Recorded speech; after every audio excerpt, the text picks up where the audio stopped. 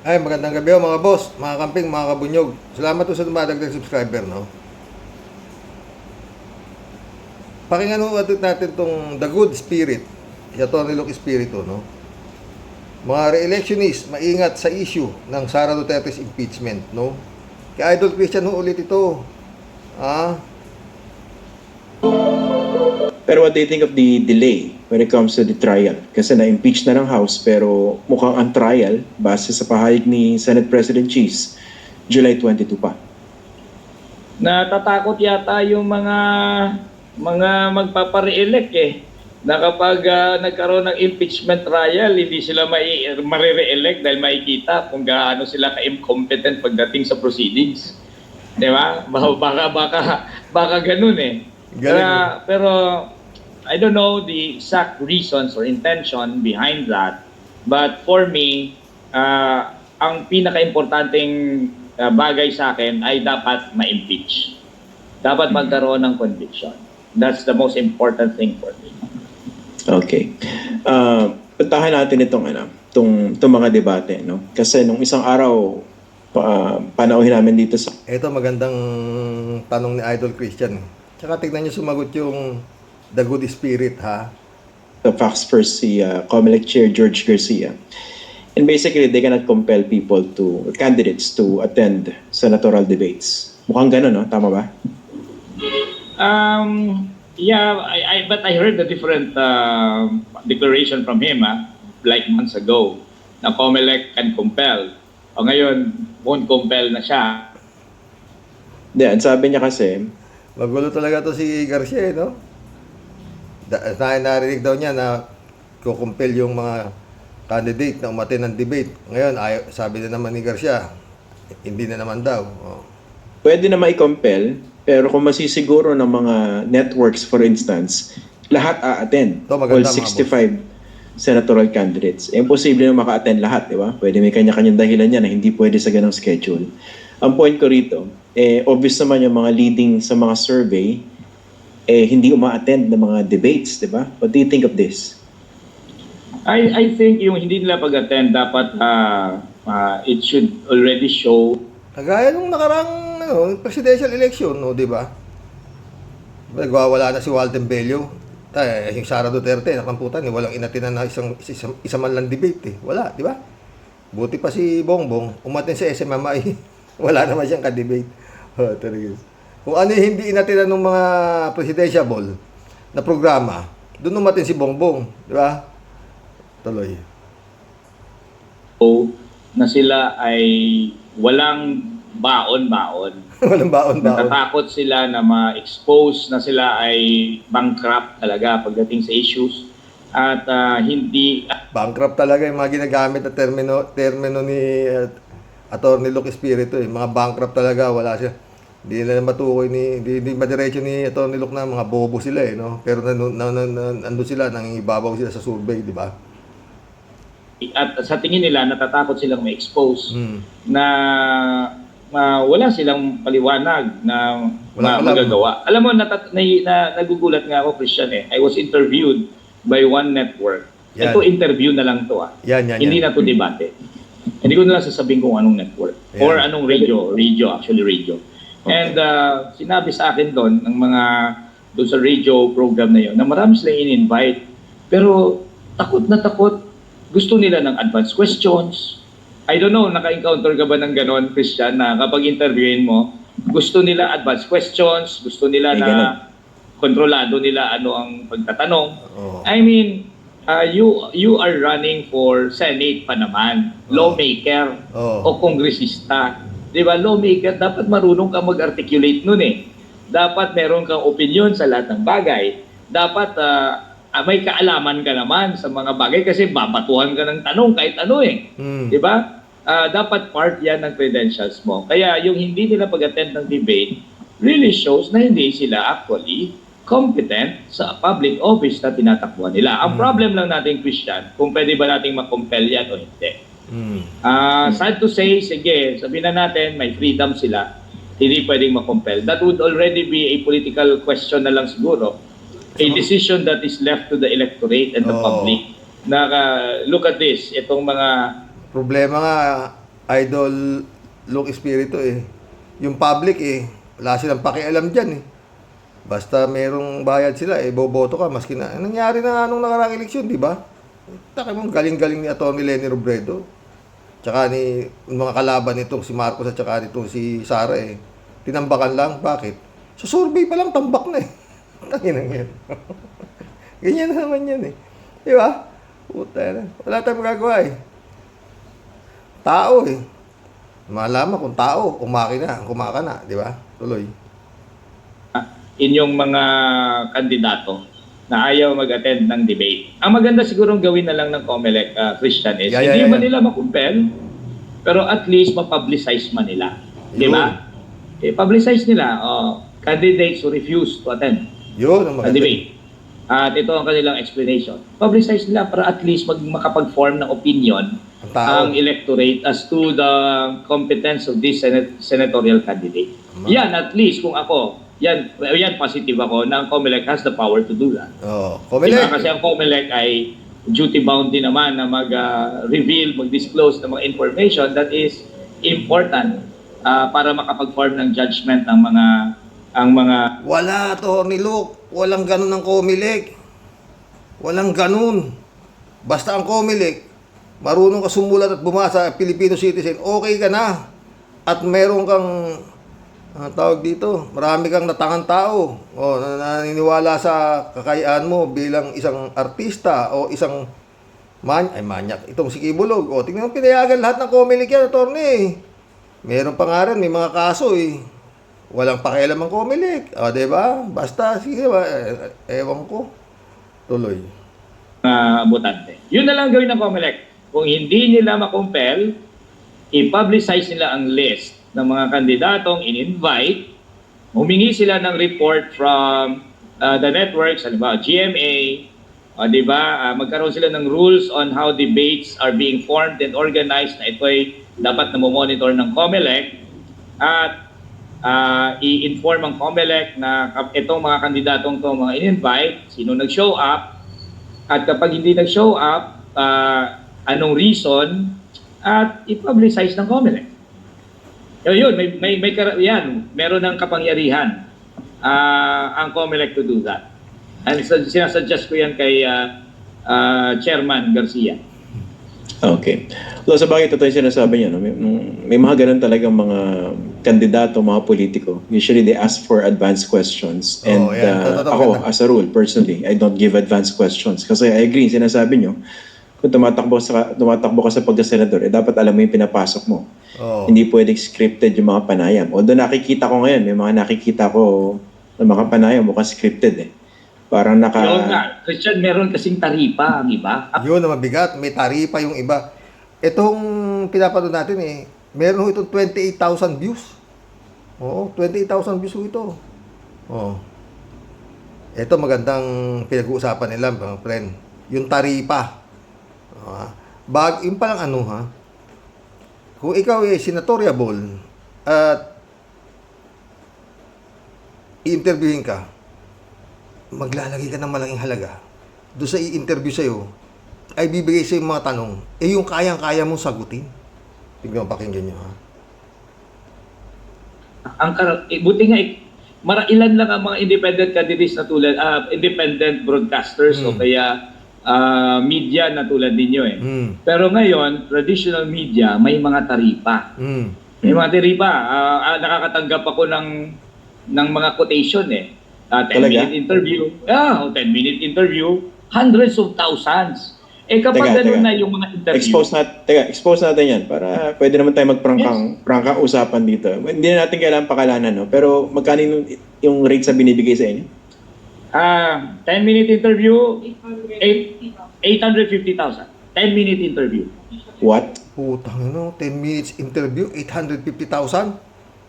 Ang ibinibigay nila doon sa mga mainstream media na i-interview sa kanila, na ang tanong, dati na nilang alam kung anong dapat na isagot, kung scripted na yung interview sa kanila. Hindi sila mapapahiya sa itatanong sa kanila. Magbabayad ng 850,000, ha? Ayon kay Senator Luke Espiritu, ha? Puta, man tayo, 850,000? ano lang ba naman yun? Ha? Mapakita lang nung umi-interview na itong ini-interview nila senatoriable, may utak. Maski na itinatanong sa kanila, kulang na lang who discovered the Philippines. Di ba?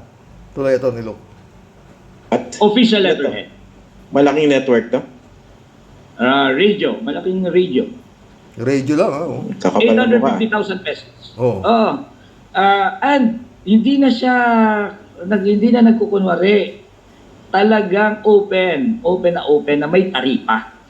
Ngayon, kapag ganyan na ang sistema ng mga interview, ikaw ngayon magbabayad ka ng 850 Oh. for 10-minute interview. Hindi mo didiktahan ang interviewer ng content ng interview. Tama. Nagbayad ako eh. Tama. Di ba? Di ba? Bayad, kumbaga, kung akong kandidato, ang utak ko, bayad kita eh. Oo, Bakit ka magkakaroon ng independent na pagtatanong sa akin na mapapahiya mo pa ako? Oo, Binayaran kita. Oo. Di ba?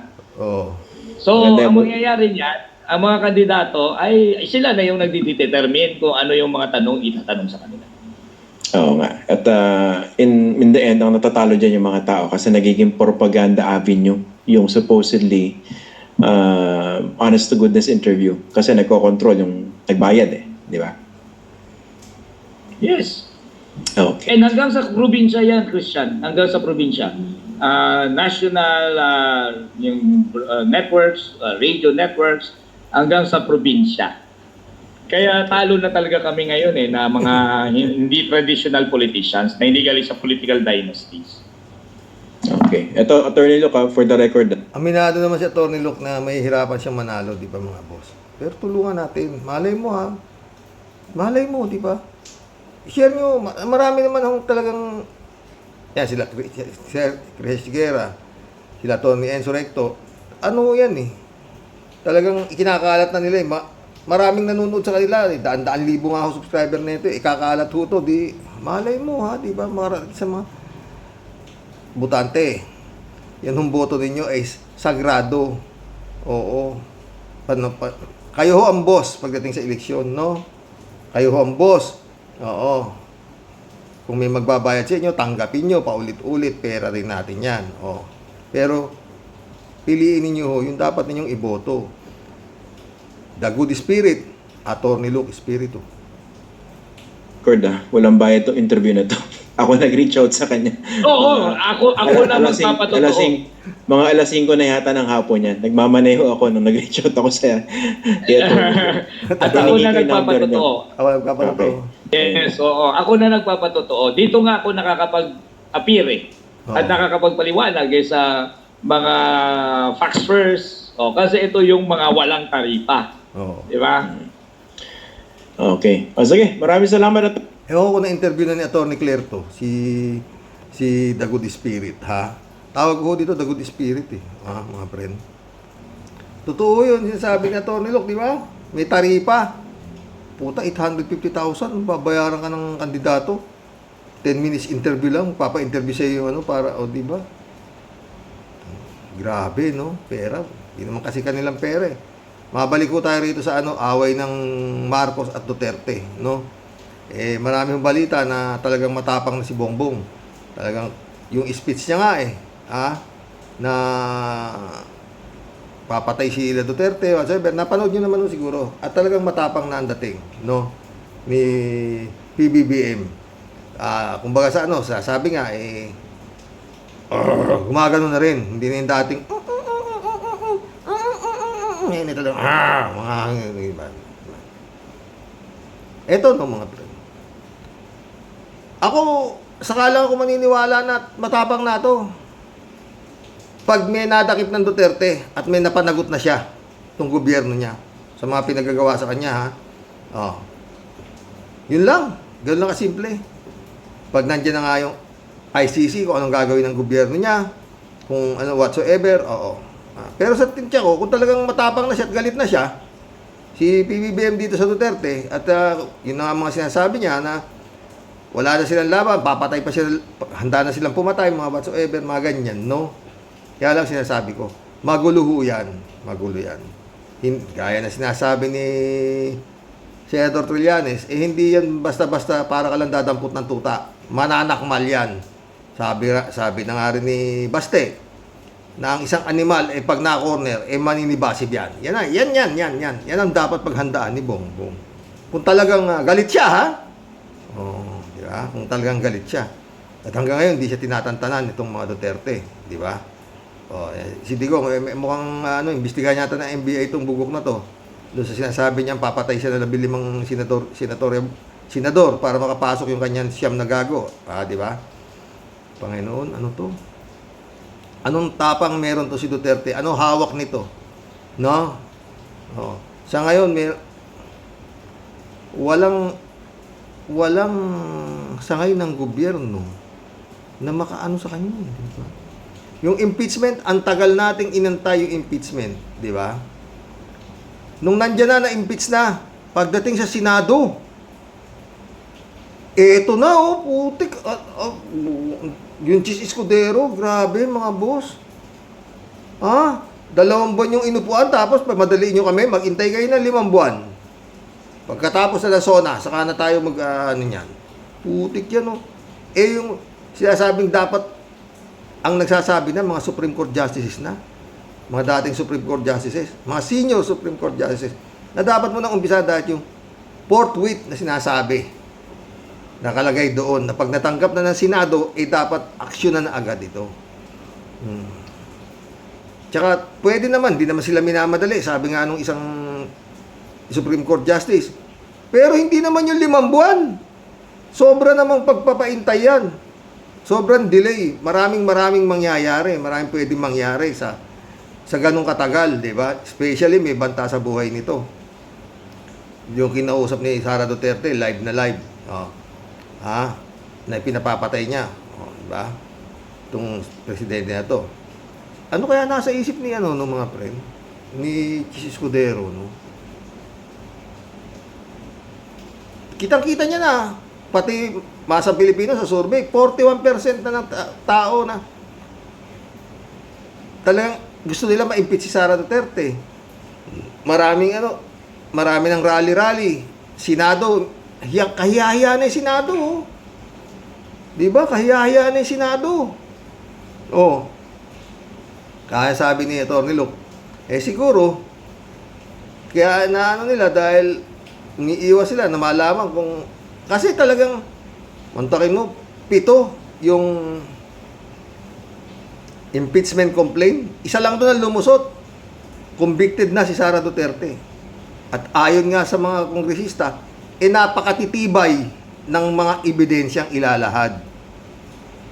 Come to the point na maaaring mabuksan na. Yan nga yan, mga friend. Ibig sabihin, baka kung si Digong ang nakaupo niyan, nanginginig pa yung Senado na yan na kung nagkapalit ng senaryo, sabihin natin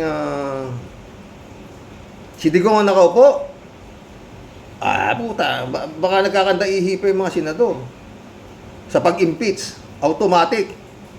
Di ba? Mantakin mo, super majority na kongreso, biglang sasabihin mo, Chis Escudero na.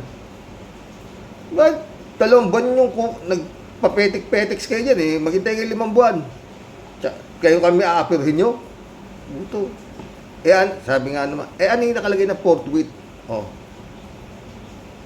Wala talaga.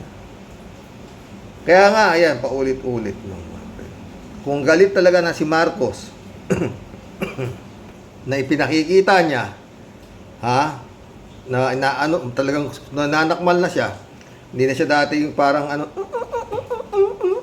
ngayon nananakmal na siya, gumagano na rin siya. Magagat ka na, hindi pwedeng puro, magagat ka na, kagatin mo na yan.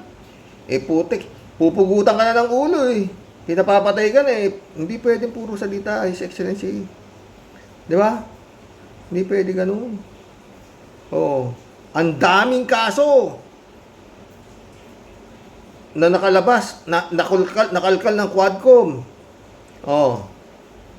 Bureau of Custom, Davao Group, ang titigas ng testigo, nakakulong sila ngayon.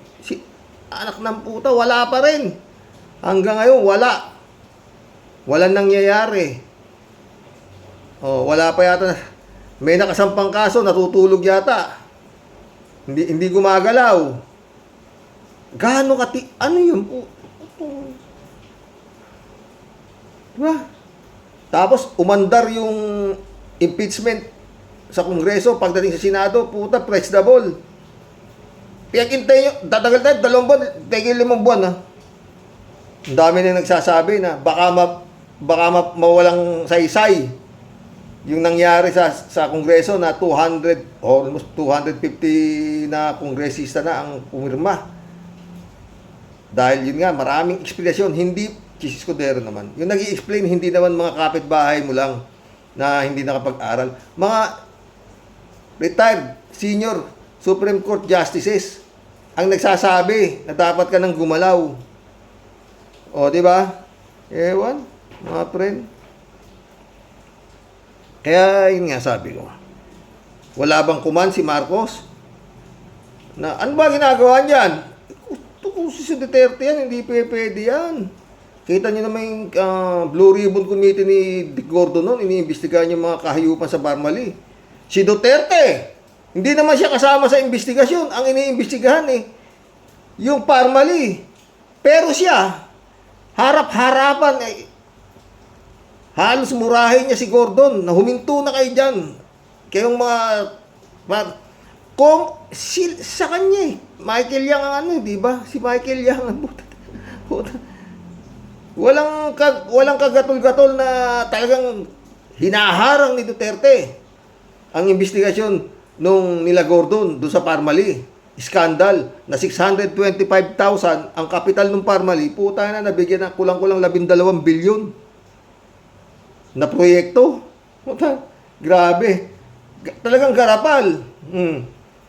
May nakulong ba ron? Wala Diba? Wala. Yung Gargani brother ba yun? Magkapatid. Nakasakay na sa aeroplano sa Davao. Sisibat na. O nahuli. Wala na rin. Di ba? Wala na rin. Tapos, ikaw bongbong bibigay mo lang sa ICC. Hindi ka naman pwede pakialaman Wala ka namang kasalanan Maki-operate ka sa ICC. Di ba?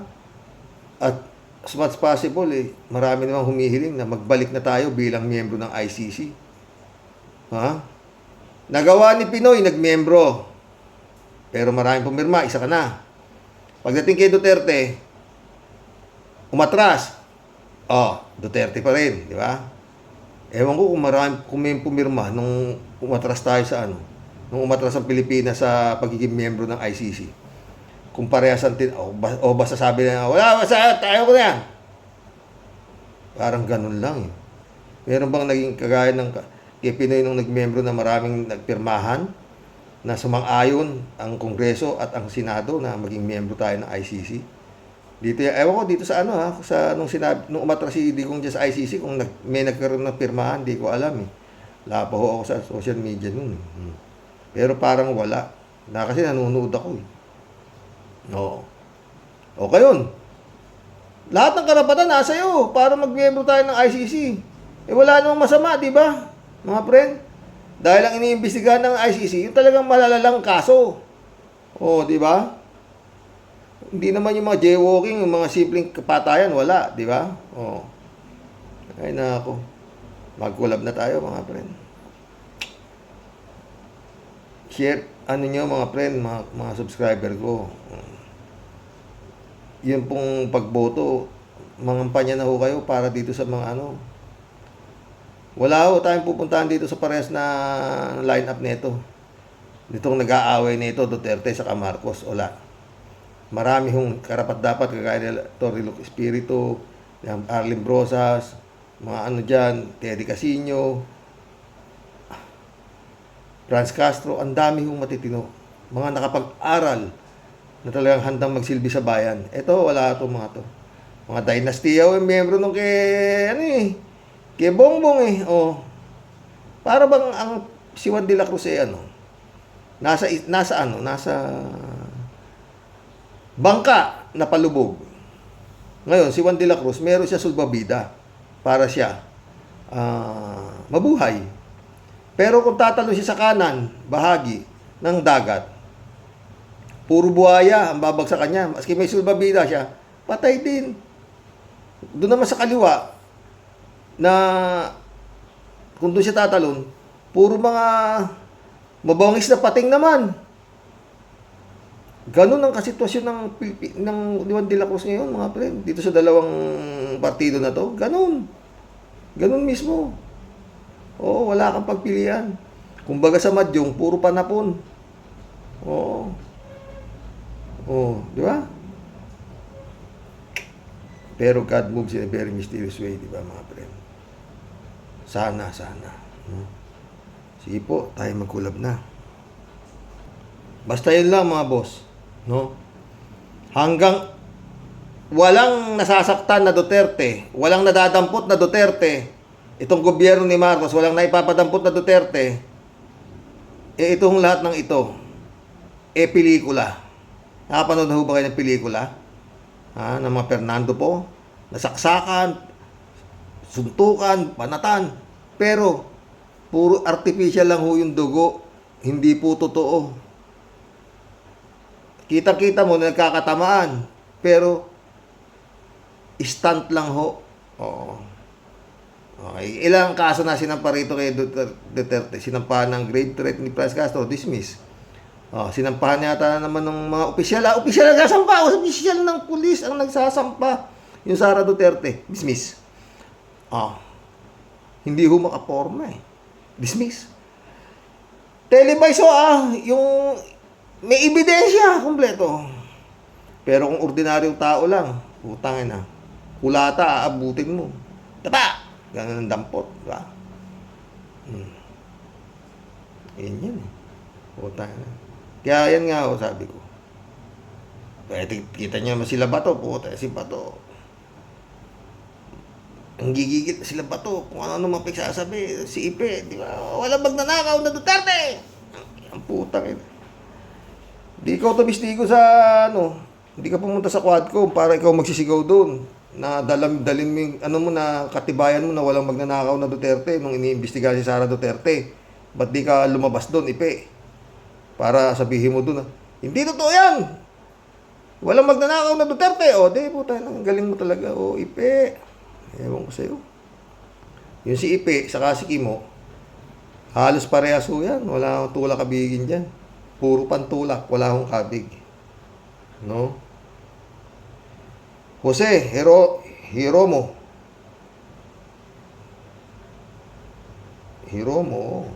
Tuto po yan, sir. Sana manalo siya. Diba? Welcome to the club, Jose. Jose ulit, Idol kita, sir, hanggang ngayon. Kasi di ka nagbabago, kakamping ka pa din. Saan ka naman pupunta? Pero yung mga kasama ko dati sa Talino Warriors, bongbong sila eh. Hindi ko talaga makuha eh. Paano ko ikukumpara si Bongbong sa kay BP Lenny? Wala akong makitang anggulo para siya manalo kay BP Lenny sa lahat ng bagay. Maliban na sa marami siyang kwarta. Lang yun. Kasi si BP Lenny, hindi man nagnakaw eh. Malinis. Librado Ludovico, shout out. Dahil Sunday morning, Karox, and to all warriors watching from Edmonton, Alberta, Canada. God bless po, stay safe and healthy. Ikaw din. Dapat manalo ang kandidato. Yung hindi, mga didishit. Thank you, Lord. Diba? Yun talaga yun eh. Willie Villaluna, welcome to the club. Raul Villanada, shout out. Greetings, Kuya Rox, at sa inyong may bahay. God bless sa inyo. Happy birthday, my friend. Mirna Regalado, Kaibigan mo namin yan ni Adorasyon Di Maranan. Ilang taon na ba? Raul Villanada ulit.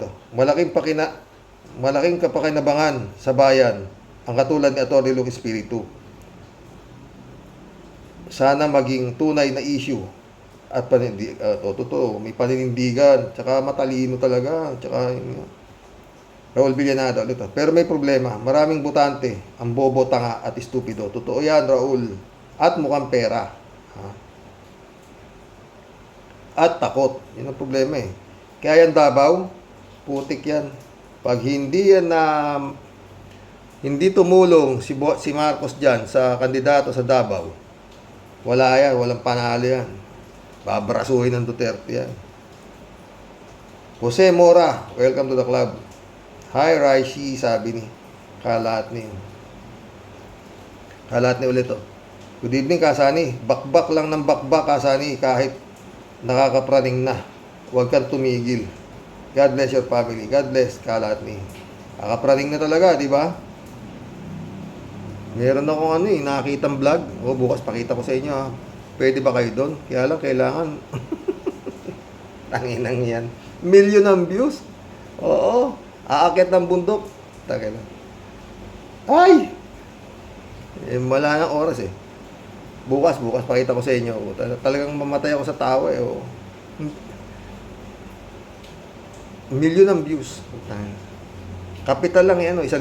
Tsaka isang sakong bigas, 25 kilos, at saka konting grocery. Pero yun nga, mapapagod siya dahil buhat-buhat niya yung bigas eh. Kasi interviewin niya yung mga tignan yung mga putang ina. Mga walang yan eh. Pero nakakatulong. Nakakatulong sila. Sa sarili nila, hindi na alam, may mga tumutulong, oo, may nagbibigay, na sponsor. Yun ang binibigay niya ngayon doon sa mga kawawang alam niyo yung mga yan, meron ho silang yan eh, yung tag dito, canvasser, binabayaran nila para maghanap yung tao na yun ng mga kawawang buhay na mga pwede isa pelikula, true to life story, ganun po yan. Bukas pakita ko sa inyo. Mabuti Kasani, at di natin kalimutan si Andrew Espiritu. Isa rin siyang mabuting espiritu.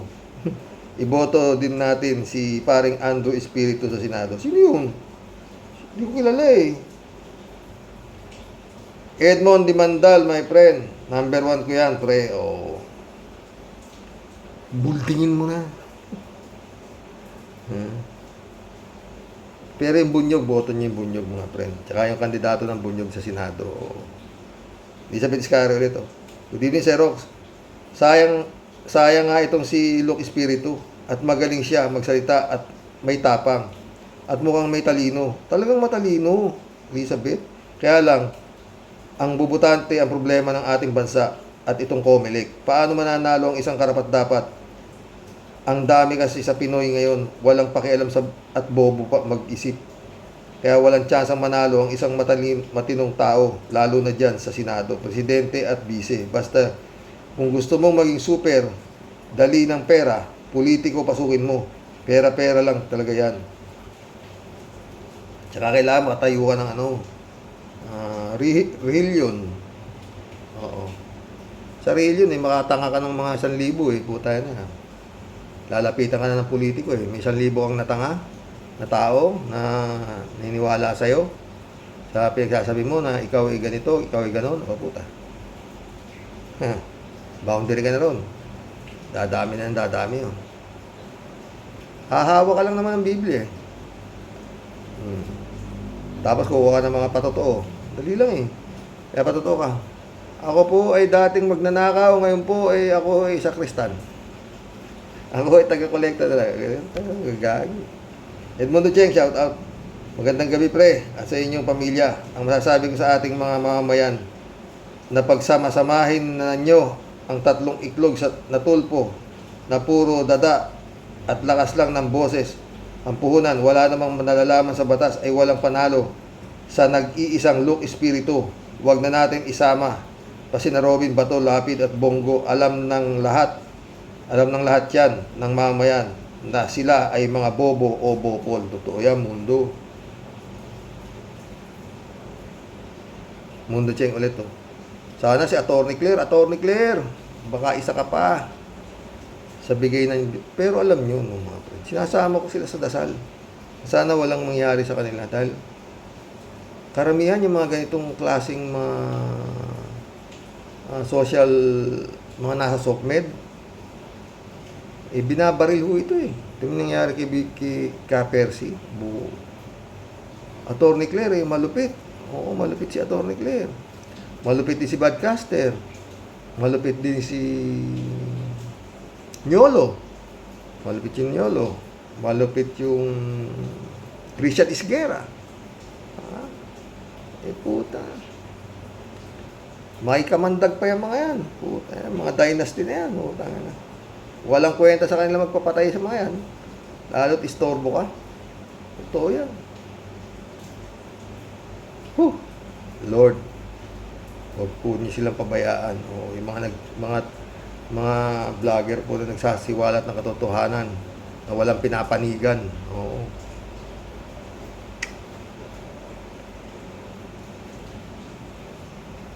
Alam nyo si Ka Percy nung nadali, ha? Siya ang topic namin ni friend Aimee Bingson sa aming kwentuhan. Siya ang topic namin. Bago siya napatay. Si friend Aimee ho, nandun siya sa Italy. Mundo Cheng, nasa batas na bawal ang family. Bakit tuloy-tuloy pa rin niyang ang isa na nagpapahirap sa ating bansa na dapat nang putulin? Bakit hindi magawa dyan palang alam mo kung anong batas meron ang Pinas, kundi batas ng kababuyan. Totoo yan, mundo ulit oh. Nasa batas na bawal ang family. Mundo ulit oh. Isa silok espiritu na kailangan ng ating bansa para tumino at itama ang batas sa ating bayan at sipain ang mga tanga at bobong senador. At hindi lahat ng senador ni Bongbong ay matino. Mas maraming magnanakaw at walang alam sa batas. Yun na nga eh. Ano to? Aurel Junior, shout out. Sir, ang bad spirit, iboto ko. Sir, ang bad spirit, iboto ko siya. Basta kondinahin ang CPP-NPA. Gusto ko siya matapang. Sir Luke, meron kang pangarap sa buhay. Matalino ka, sir. Please, please, please. Itakwil mo ang CCP, NPA, NDF. Sino naman gusto niya sa... Ay, naku. Kalat ni ulit, oh. Hindi, hoy. Hindi pwede dito ang 20 minuto na vlog. Walang sustansya ang kwento. Walang sustansya at kwenta ang 20 minutos na vlog na yan. Dito, sa Mr. Sa Totoo Lang to, ay dapat hindi bababa sa 1 oras ang vlog para pumasok sa mga kukote ng mga tanga at boplax ang mga punto dito. Yun ang sagot, big bro, ha. Yung Mundo Cheng ulit, oh. Yan silok espiritu ang magtataboy sa masamang espiritong kandidato ni Digong na itaboy sa impyerno ang mga demonyong ito, kasama na ang mga mag-amang Digong at Sara. Sana nga eh. Joel Molina, shout out. Tama si Luke. Numbers game. Kaya huwag magpaka-plastic ang kandidato, diba? Parang mga plastic pa eh, puta. Kala mo, ayaw namin sabihin ko. Against kami sa impeachment whatsoever. Yung mga against sa impeachment eh, talagang tihayan-tihayan baraha kung sino eh. Tapos kayo naman na sabihin nyo, neutral kayo, kaya ano sabi ni Luke? Walang ganon. Yes, makisi, oh. Good evening po, Sir Rox. Perfectly right po ang sinasabi mo na ang line-up ni BBM ay mga political dynasties. Nakakalungkot, walang bagong muka. Why don't we try ang isang Luke espiritu? Sayang, pag di siya nakapasok Senado. Maraming salamat po, Sir Rox, and God bless you always. God bless, S. Makise. Yung sasabi ko eh. Mike, Michelle, Edwin, my friend, shout out. Parang durog na ang lahat, pati line up ni BBM ay recycle na DDS candidate. Pero may pag-asa pa. Manindigan lang po tayo. Meron pa rin katulad ni Atty. Luke Espiritu, always watching agad. Always watching and appreciating my co-warriors. I'm proud to be a subscriber of this channel. God bless po. God bless, Michelle. Proud din ako at naging isa ka sa mga miyembro ng Mr. Sa Totoo Lang to, sa totoo lang, ha. Faith and Trust, shout out si Rox. Praying na manalo ang mga tumatakbo na may mabuting layunin sa mamamayan at sa bansa, hindi paghihiganti at umayon sa mga halimaw na dudes at mga kampon niya. Both Luke Espiritu, Kiko, Heidi Bam, Shell Jokno, Bunyog, candidates, no vote sa mga dynasty oligarchs, pro-China, lahat ng dudes, Devil's Group, patapa, lahat ng masaltik, huwag iboto, Pilipino, huwag pagoyo, at ibenta ang boto. Sana maano to. Paano hindi babasahin to, Aber, Big Bro? Di ba? Chupisa Bunao, shout out. Gandang gabi po, kuya, at sa mga pamilya mo mong mahal, at sa mga kawaryos. Ganyan talaga, pag legit na magbayan ka, straight to the point kung sumagot. Nawa nga po siya to nilong espiritu na ang padala ng Panginoon Diyos sa atin. Sana nga siya ang good spirit, di ba? Perly Pulido, Sir Luke Espiritu, number 1. Number 1 ko yun, bobotohan. Tsaka ito pa ulit-ulit mga friend, piliin nyo po, wag ho kayong magboto na hindi ho pakikinabangan ng bansa. Sukdo lang hindi mapuno yung 12. Kung para sa inyo, piliin niyo yung 3 o 5 na pinakamagandang ilagay lang. Wag na ho kayong kasi boto po yan eh. Ay nako. Basta nakakatakot. Joey Tobilea, shout out. Federico Mandaco. Karox, yan kasing tumatakbong mga senador o congressman, kaya pinapalabas na neutral sila sa impeachment ni Sara dahil gusto nila makakuha ng boto sa mga Duterte. Totoo yan. Ayaw nilang mamarkahan sila ni Duterte dahil nga takot sila sa pwede niyang gawin kung matuluyan ng impeach si Sara. Yun lang yun sa aking palagay. Pwede rin yun, oo. Sana nga ganon, no? Pero hindi. Shelly J. Sir, shout out. Sa totoo lang naman, Karox, deserve ni Atty. Luke Espiritu na maging senador or presidente. Kita naman sa mga alias, kesa naman dyan sa mga alias Bigote, Budot alias Pogi, alias Boy Negro, si Bigay, Jacket Willie Revillame, at Robin Hood Suklay Bigote. Wala naman kakalingkingan ni Atty. Luke Espiritu, mga yan. Si Bato, si Bongo, naku po, Diyos mio. Ano bang nagawa ng mga yan kung hindi magtanggol sa mag-amang Duterte? Kaya dapat mawala niya sa Senado. Mga kandidato ni Duterte at PBBM, hay nako, pare-parehas ang kulay. Ano mo, hindi babasahin to, Big Bro. Para akong nakikikulab sa kanila eh. Kaya matagal talaga tayo mag-vlog. Federico Mandaco. Kaya ganyan katapang si Digong na normal na lang sa kanya yung magsalita ng pagpapatay publicly ay dahil walang kayang bumangga sa kanya. Yun! Alam niya, hindi siya kaya ni BBM at yun ang pinanghahawakan ng mga alipores niya para silang nakasandal sa pader. At pati mismo, mga bubutante ay bilib na bilib sa kanya dahil nga gusto niyang yung imahe niya na matapang siya, yun ang gusto nilang matapang na pinupuno para matakot daw yung masamang tao. Yan ang nakatanim sa isip ng mga bubutante. Hindi nila alam yung tapang na yun ay balat kayo lang. Totoo yan, Federico Mandaco. Wala si friend. To. Yung humamo ng draw kay Duterte. Sino yan? Kalimutan ko yun, hindi ko napapanood eh. Rick Ignacio, shout out. Welcome to the club Putang Muchis, isa kang hayop ka, kapal na mukha mo. Galit si Rick Ignacio kay Chis Escudero, Perdero. Sino matutuwa sa'yo, Chis? Marilo Pabian, shout out na. Good night po tayo sa mga ka-warriors. Tay, ang ibang senaryo po kasi, may banta. May friend po ako, nagkwento na sa GCash, pinadaan mga bayad sa boto. Meron pong nagsibaligtad. Hindi binoto yung gustong candidate na naglagay ng GCash. Alam niyo po, next day, pinatay po. Kaya mas safe pa po talagang huwag na lang magpabayad.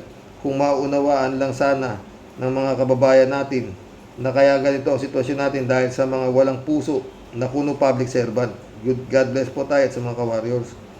Isa rin po si Atty. Luke sa kinakampanya ko at loobin ni Lord na manalo siya.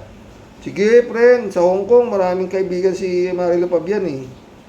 Oo. Kampanya po natin sila. Si Atty. Luke. Tsaka yung mga tama hong maiboto. Oo. Si, to. Madami. Yung COA. Yung sa COA. Umutang ko tuloy. Mendoza, si Heidi. Oo. Friend Shervin Sapeda, shout out. Christiansen, July 7, Alcantara, shout out sa inyo mga boss. Friend Dolor Garcia, shout out. Emans Calonanak, shout out. Pastor Jun Lagon, shout out my friend. Jeff Ramos, nak, shout out. Sabi ni Tia Daily. ASR Rocks, ganito lang po yan, ano po. Doon po sa mga neutral at mga sweetik na hunyango, mga kapatid, ihilera po natin sila sa line-up ng mga detro ng mga candidates na pag hindi po para sa bayan at isa ka lang hunyango, ano pa po silbi at ano po ang merong para po sa mga walang iya, makabalik pa po ulit sa upuan. Alam niyo naman po kung sino-sino po talaga ang tunay na mga peke. Halos lahat po sila nagbabalat ahas. Totoo yan, Tia Delica. Puro po balimbing ang mga pinutukan po ng lintik. Kung saan po ang hangin, doon po sila nakapaling. Puro po mga inutil, puro mga sinungaling. Para mo ng awa, utak ay gamitin. Mga pesting yawa, huwag nang pabalikin. Tunay na liwanag, hindi puro dilim. Matinong kandidato, ating bigyan pansin. Mga hinayupak, inyo na pong limutin. Dapat nang mawala, dapat nang mapatalsik kanilang pangalan. Huwag nyo nang hanapin. Puro anomalya, karir-marim, sobra na, ama na. Dapat nang magising, huwag nang pumayag na muling lokohin. Tangi nilang hangad, lahat ay utuin, sila'y makabalik. At tanging hangarin kahit pa magsisi ka. Your sorry means nothing. Totoo yan, Tia Delica. Ay, nako. David Alin Mendoza, shout out. Karox, sana nga po manalo na ngayon si Atty. Luke Espiritu. Mga kababayan ko, sana naman po ay magising na yung mga nagmamantikang utak ng bubutante nating mga kababayan para naman mabago na ang tawag sa inyo. Mga matatalinong bubutante, butante na pala. Totoo. Pero si Atty. Luke nakahanda siya na matalo. Oo. Basta siya, naipapakita niya kung ano. God moves in a very mysterious way. Good Spirit, Atty. Luke Espiritu, di ba? Erlinda Lapesiros, welcome to the club. Ted, shout out. Mga kababayan, iboto natin ang mga katulad ni Luke Espiritu upang madagdagan ang mabubuti, matitino at matatalino sa Senado na makakasama si Senator Risa Ontiveros. Totoo, dami. Sila Franz Castro, Heidi Mendoza, Bam Aquino, Kiko Pangilinan, puta. Yan ang mga kandidato. God bless Erlinda Lapisiros. Rod Dizon, shout out. Keep going po, Mang Roque. At least, pangpadami rin ng boto ang nakumbinsi ninyo kaysa maloko na naman tayo. Tandaan ninyo, 5.3 trillion inutang natin. Sabihin natin, 2 trillion piso ang binulsa ng mga tao ni Duterte. At siya. O, diba? Totoo yan, Rod Dizon. Ha? Rudy Sapuis, welcome to the club. Basta solid na kabayan tayo, walang BBM at Duterte senatorial lineup. Puro mga balimbing at trapo at pro-China. Welcome to the club. Mel Yanga, welcome to the club. Mga senadores, sayang lang sweldo ng mga yan, mga makapal ang muka, sabi na nga ng mga tao. Okay. Amado Galang, welcome to the club. Weak leader, si BBM, padogi-dogi pa siya, naghihintay pa na may mangyari sa kanya bago gagawa ng aksyon. Paghuli na ang lahat, lalong kawawa ang bayan. Totoo. Elizabeth Iscareo, good morning, dagdag comment ko pa po dito sa line-up nitong mga kandidato ni BBM bilang senador. Talagang gusto niya dynasty at kitang-kita naman ang mga pinili niya. at alam niya na malaki ang chance na manalo ito. Kabisado niya kasi ang utak ng mga bobotante ngayon. Totoo yan, Elizabeth. Elizabeth ulit, oh. Tungkol naman sinasabi ni Digong na ito ang para manalo ang mga senador na kakandidato ngayon, na ang tuta niya kailangan daw ipapatay 15 senador ngayon at maging sure win na ang mga alagad niya. Wow, ha? At pasasabugin daw ang Senado. Joke ba to? Ano yan, threat? Mga senador, takutan na lang ilalaban ni Digong na ito. Takbo, senador, takbo. Totoo, ha? Oscar Regalario, shout out. Jan Dimango, my friend, shout out, ha. Iboboto kaya si Lord Espiritu at Kiko. Oh, marami pa dyan. Renato, shout out. Iboto natin ang mga karapat-dapat ng mga leader like Espiritu, Franz Castro, Kiko Pangilinan, Bam Aquino, Tito Soto, Toto Kausing. Wala si Toto, eh. Ping Lacson. These are the one that really fully support good governance initiated by BBM. Oh.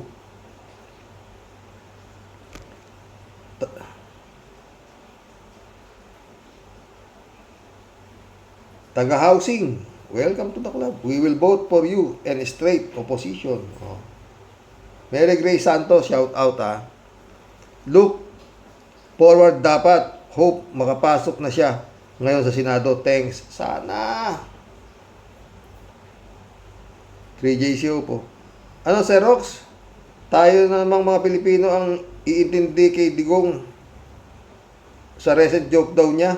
Napatay na 15 senatorial candidates para makapasok daw sa kanyang mga kandidato. Tayo na naman ba ang mag-a-adjust sa Digong na yan tuwing magsasalita siya? Dapat tayo ang umintindi, may gulay. Kaya nga, eh.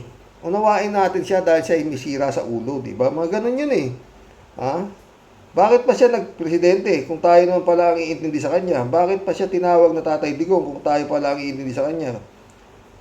Kaya nga siya tatay. Tapos ang anak pala ang iintindi sa tatay. Naloko na. Yun nga. Eh, yung mga tumiintindi lang naman sa kanya, yung mga siraulo. Oh, di ba? 3JCO po ulit. Sir Rox, di na talaga tinatabla ng hiya kahit pinapahiya na siya sa Senado. Magsasabatas siya ng medical marijuana pero di inaaral mabuti. Wala naman lang study o research na ginagawa. Ni wala kang quotes about the actual study sa ibang bansa. Umaasa lang sa mga baterya niya. Kaso, ang mga baterya niya, di din man nag-research ng todo. Tinanong siya ni Estrada, confirm naman na gumamit siya ng marijuana, whether medical or recreational. I invoke kuno siya. Ay, naku,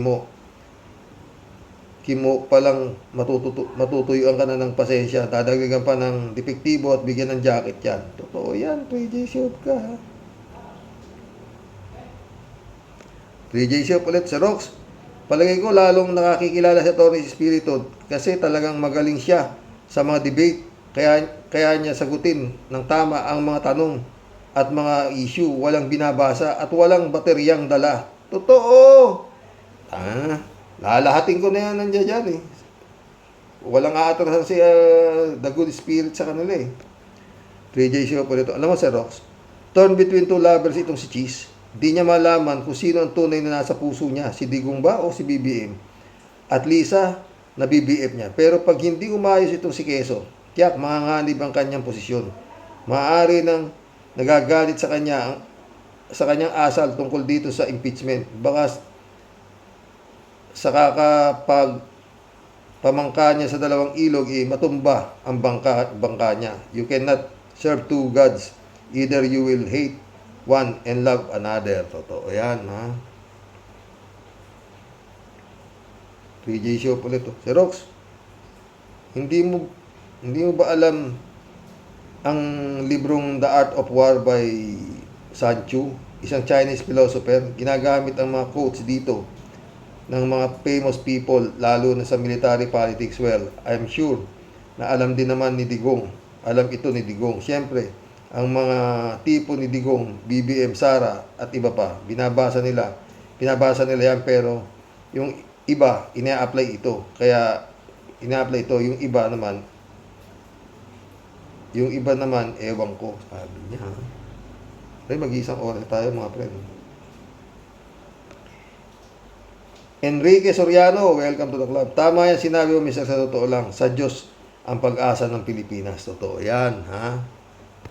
Ay, mission accomplished mga boss. Hanggang bukas po muli. Oh, sana naging masaya tayo. Sa mga topic natin ngayon. Basta yun, mga boss. Hanggang walang nadadakip na Duterte, lahat ng ito ay magiging isang pelikula lamang na walang diin. Kagaya nung nangyari sa Quadcom, biglang nung yung dalawang militar na tumanggap ng daan-daang milyong piso, biglang, please! Stop! Magandang gabi po mga boss. God bless.